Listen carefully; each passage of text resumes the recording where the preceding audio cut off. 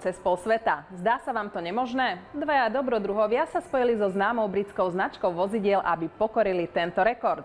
Zastaviť sa stihli aj v Bratislave.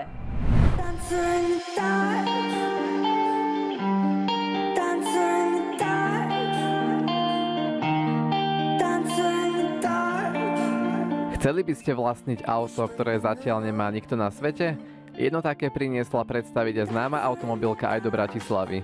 Značka, ktorú si pamätajú skôr staršie ročníky, sa snaží opäť dostať do povedomia širokej verejnosti. Začínali sme s riešením, kde sme ponúkli časť distribúcie našim partnerom, ktorých sme mali v sieti, a pridávame nových, medzi ktorými samozrejme nemôže chýbať a nechýba ani Motorkár, ktorý dneska slávnostne otvárame.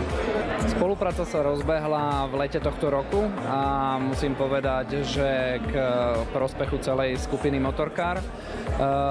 Predaje sa začali na dočakávanie dobre. Predali sme v našich dvoch zástupeniach každý mesiac cez 15 vozidiel. Pokračuje naozaj veľmi úspešný predaj v ďalších mesiacoch, čo nás veľmi teší. Britská automobilka so slávnou históriou bola známa svojimi športovými autami, ktoré získali popularitu počas 60. a 70. rokov.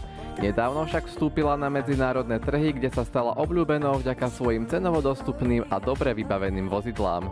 Záujem Slovákov o MG je vysoký, musím povedať, že to vnímajú ako tradičnú britskú značku s dlhodobou históriou. Produkty, ktoré MG na slovenský trh prinieslo, sú naozaj veľmi zaujímavé a cenové nastavenie produktu je naozaj lákavé pre zákazníka.